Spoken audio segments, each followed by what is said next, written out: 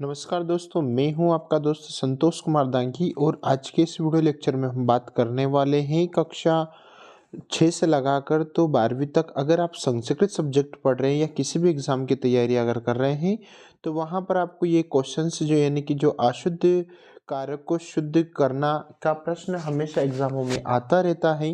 ठीक है, तो हम आज इसी टॉपिक पर ये खास वीडियो आपके लिए होने जा रहा है। ठीक है, अब यहाँ पर आपके जो उसमें कौन-कौन सी ऐसी बातें होती हैं जिसको हमें ध्यान में रखना होती है जिससे हम सही अशुद्ध वाक्य को शुद्धिकरण में चेंज कर सकें। तो चलो समझते हैं हम आज इसके कुछ कॉन्सेप्ट के बारे में। तो यहाँ पर देख लीजिए आपका जो पहला जो सेंटेंस यानी जो वाक्य लिखा है राम पुस्तकम पठसी। तो प्यारे बच्चों, अगर आप इस प्रकार के सेंटेंस सीखना चाहते हैं तो आप इस वीडियो को एंडिंग तक जरूर देखिए क्योंकि यहाँ पर आपके सारे कॉन्सेप्ट क्लियर होंगे। ठीक है, पहला प्रश्न आपका यहाँ पर लिखा है राम पुस्तकम पठसी, मतलब यहाँ पर आपको सबसे पहले इसमें कौन कौन सी ऐसी बातें होती है जो हमें ध्यान में रखना पड़ेगी। पहला तो सबसे पहले आपको इसमें सब्जेक्ट देखना पड़ेगा, मीन्स आपका कर्ता, और फिर उसके बाद में आपको क्रिया देखना पड़ेगी। ठीक है, तो यहाँ पर हमारा जो सब्जेक्ट है यानी कि जो हमारा जो कर्ता है, हमारा कर्ता राम शब्द विभक्ति एक वचन का, हमारा जो कर्ता है वो राम शब्द विभक्ति में एक वचन है ना का हमारा कर्ता हो रहा है। ठीक है, तो जब हम अशुद्ध को शुद्ध में अगर करते हैं तो हमारा जो कर्ता है उसी के अनुसार बच्चों हमारी क्रिया होना चाहिए। ठीक है, मीन्स जिस लिंग पुरुष और वचन का कर्ता होता है, एक बार फिर सुनिए, जिस लिंग पुरुष वचन का कर्ता होता है उसी लिंग पुरुष और वचन का क्रिया होना चाहिए। आइए हम समझते हैं उदाहरण के माध्यम से। अब यहाँ पर आपका जो उदाहरण लिखा है राम, अब राम आपका एक वचन, राम शब्द रूप हो गया एक वचन, है ना। तो यहाँ पर हमने राम कर दिया। ठीक है, उसके बाद में पुस्तकम हमने वैसा ही कर्म किया। उसके बाद में यहाँ पर हमारा पटसी आ रहा है, तो आपने पट धातु पढ़ रखा है, मीन्स हमारे जो पटसी है ये तो मध्यम पुरुष है ना। अब यानी कि ये पट धातु लट लकार का मध्यम पुरुष एक वचन है, तो यहाँ हम हमारा जो ये पटसी गलत हो जाएगा क्योंकि हमारा राम तो कर्ता जो है वो हमारा एक एक वचन का है। ठीक है, तो हमारी क्रिया भी उसी के अनुसार होना चाहिए, मतलब हमें पटसी से पटती करना पड़ेगा क्योंकि हमारा जो कर्ता है उसी के अनुसार हमें क्रिया लगाना पड़ेगी। मीन्स हमारी जो पटती है वो लट लकार प्रथम पुरुष एक वचन में चेंज हो जाएगा। आई होप आपको पहला सेंटेंस समझ में आया होगा। इसका मतलब हमारा पूरा सही वाक्य बन जाएगा राम पुस्तकम पठती, यानी कि राम पुस्तक पढ़ता है। ठीक है, उसके बाद में दूसरा प्रश्न यहाँ पर आपका यानी कि गणेशम नमः, या किसी भी वाक्य के अंत में अगर नमः यदि आता है तो ये आपका कारक है, द्वितीय कारक कर्म के अंतर्गत यह आपका आता है, जिसमें आपको विशेष बात का ध्यान रखना ये होता है कि इसमें हमेशा चतुर्थी लग जाती है। ठीक है, मीन्स आपका जो नमः जिसमें भी आता है उसका जो सब्जेक्ट है वो सब्जेक्ट में चतुर्थी विभक्ति लग जाती है आपका कर्म के अनुसार, ये आपका द्वितीय कर्म कारक कारक है। ठीक है, इस हिसाब से आपको यहाँ पर इसमें द्वितीय लगाना है। ठीक है, चलो जानते हैं तीसरा प्रश्न। हमारा तीसरा प्रश्न आप हमारे सामने है जो दे रखा है, यानी कि तीसरा प्रश्न चलो समझते हैं। त्वम मानुषात बिभेमि, है ना। तो आपका जो तीसरा प्रश्न है उसका आंसर देख लेते हैं, यानी कि पहले तो ये देखना है कि हमारा जो तीसरा प्रश्न है उसमें हमारा जो सबसे पहला जो कर्ता है वो कर्ता हमारा किस पुरुष वचन और लिंग का है। तो यहाँ पर देखो, हम त्वम शब्द रूप अगर हमने पढ़ रखा है मीन्स अस्मद, है ना। अस्मद और युष्मद अगर आप शुद्धिकरण चाहते हैं तो अस्मद युष्मद और सर्व एतत् शब्द, बाकी जितने भी सारे आपको शब्द रूप का ज्ञान तो रखना ही है लेकिन अस्मद युष्मद जरूर याद रखें, है ना। हाँ, यानी कि तुम यहाँ पर हो रहा है ना, तो यहाँ पर हमारा ये प्रथम पुरुष का एक वचन है। ठीक है, तो यहाँ पर अगर प्रथम पुरुष का एक वचन हमारा अगर हो रहा है तो उसी के अनुसार हमारी क्रिया हो जाएगी। मतलब यहाँ पर तुम मनुष्यात विभेमी, तो यहाँ पर तुम का तुम ही रहेगा, मनुष्यात हमारी पंचमी विभक्ति हो रही है तो यहाँ पर विभेषी हो जाएगा क्योंकि यहाँ पर आपका उत्तम पुरुष का एक वचन है, क्योंकि यहाँ पर तुम क्या हो गया आपका उत्तम पुरुष हो गया, है ना।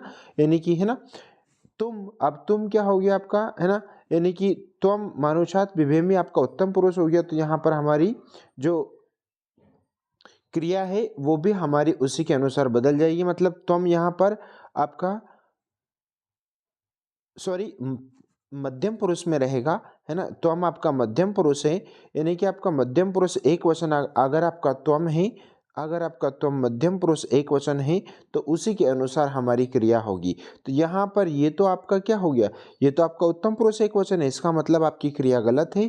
तो यहाँ पर हम इसमें सही क्रिया यानी कि विभेषी हमारा, यानी कि मध्यम पुरुष एक वचन के विभेषी हमारी वर्ब हो जाएगी, मीन्स हमारी क्रिया हो जाएगी। ठीक है, चलो जानते हैं अगले उदाहरण के माध्यम से। अगला उदाहरण बच्चों यहाँ पर आपका बालकः विद्यालयम आगच्छन्ति। तो बालक जो है ना, तो यहाँ पर बालक नहीं बालका है, यानी कि यहाँ पर आपका जो कर्ता है वो कर्ता आपका बहुवचन है। तो इस बहुवचन के अनुसार ही आपकी क्रिया बहुवचन में चेंज होना चाहिए। तो बालका हमने कर्ता बहुवचन में ही रखा, विद्यालयात तो वहाँ से क्या होता है कि यहाँ पर बालकः विद्यालय आगच्छन्ति, तो वहाँ से वो आ गया, मीन्स उस विद्यालय से बालक अलग हो गया है। तो यहाँ पर किसी भी अगर वाक्य में, है ना, अगर अलग होने की स्थिति अगर बनती है तो वहाँ पर पंचमी विभक्ति लगती है, तो वहाँ पर पंचमी विभक्ति लगती है। तो यहाँ पर हमारा जो इसमें जो क्रिया आ रही है, क्रिया हमारी आगच्छति है। तो यहाँ पर आपके क्योंकि आपका जो कर्ता है ये बहुवचन है तो उसी के अनुसार आपकी क्रिया हो जाएगी, यानी कि आगच्छन्ति, यानी कि तीता अंति आपका, यानी कि यहाँ पर प्रथम पुरुष का बहुवचन आपकी क्रिया हो जाएगी, मतलब बालकः विद्यालयात आगच्छन्ति। चलो जानते हैं अगला उदाहरण के माध्यम से हम और समझते हैं। यहाँ पर आपका अगला जो उदाहरण दे रखा है, यानी कि अगला उदाहरण है आपका, उसके बाद में अगला हमारा जो उदाहरण है, यानी कि मोहन कलम से लिखती, है ना, यानी कि मोहन कलम से लिखता है। ठीक है, तो यहाँ पर से यानी कि कर्ता ने कर्म को करण से, है ना, क्योंकि यहाँ पर इसके द्वारा कार्य किया जा रहा है, इसका मतलब इसमें से आ रहा है, मीन्स हमारा कर्ता ने कर्म को करण से। तो यहाँ पर ये करण कारक है, हमारा कौन सा कारक है, करण कारक है। तो ठीक है, समझते हैं हम उदाहरण को। हमारा जो कर्ता है वो एक वचन है, हमारा कर्ता भी मोहन है। तो यहाँ पर हम कर्म में परिवर्तन करें, क्योंकि हमारी क्रिया तो सही है, क्योंकि हमारा जो जिस लिंग और पुरुष और वचन का कर्ता है उन्हीं के हमारी क्रिया है। तो यहाँ पर हमारा जो सही होगा, यानी कि हम से अगर इसमें अर्थ निकल रहा है तो हम उसमें तृतीया कर देंगे, यानी कि यहाँ पर हो जाएगा आपका कलमेन। चलो जानते हैं और अगले उदाहरण के माध्यम से। उदाहरण नंबर 6, लता गीतानि गीयते। यहाँ पर आपका ये लता शब्द प्रथम पुरुष का एक वचन है, तो उसी के अनुसार हमने कर्ता भी प्रथम पुरुष एक वचन का कर्ता कर दिया। उसके बाद में गीतानि यहाँ पर आपका गलत हो रहा है, क्योंकि हमारा ये जो है ना, यहाँ पर द्वितीय विभक्ति हमेशा कर्ता में, यानी कि मीन्स हमारा कर्तवाच्य सेंटेंस में, है ना, कर्म में द्वितीया। ठीक है, तो हमने उसमें उसके अनुसार द्वितीया कर दिया। और गीते आपका है तो उसे हम गायती, क्योंकि हमारा कर्ता एक प्रथम पुरुष एक वचन का है, उसी के हिसाब से हमने, यानी कि गायती गायता गायंती प्रथम पुरुष एक वचन का हमने क्रिया कर दी। ठीक है, चलो जानते हैं और मोर उदाहरण के माध्यम से। एग्जाम्पल नंबर 7, यानी कि सैनिकः अश्विन पतति, है ना, यानी कि सैनिक जो है घोड़े से गिरता है ना। तो यहाँ पर हमारा जो यहाँ पर सैनिकः कर्ता एक वचन का है और यहाँ पर भी अलग हो रहा है। तो यहाँ पर जब भी किसी वाक्य में अलग होने की अगर स्थिति बनती है तो वहाँ पर हमेशा पंचमी विभक्ति का प्रयोग किया जाता है। तो यहाँ पर जो है सैनिक घोड़े से अलग हो रहा है, इसका मतलब यहाँ पर इसके कर्म में पंचमी विभक्ति लग जाएगी। और पतति हमारा यहाँ पर सही क्रिया है, तो यहाँ पर हमारा जो कर्म है कर्म में हमारी पंचमी विभक्ति हो गई। चलो जानते हैं नेक्स्ट उदाहरण के माध्यम से। खगः वृक्षाय निवससि। तो यहाँ पर आपका कर्ता है, तो यहाँ पर हमने क्रिया में भी वन कर दिया। वृक्षाय है तो यहाँ पर आपका जो वृक्षाय है ना, यानी कि कर्म आपका गलत है, क्योंकि यहाँ पर हमारी जो क्रिया है ना, ये वृक्ष है ना, खगा जो वृक्ष के भीतर है ना की गति यहाँ पर आ रही है, इसका मतलब यहाँ पर इसमें हमारा जो लगेगा वो षष्ठी विभक्ति बहुवचन लग जाएगा।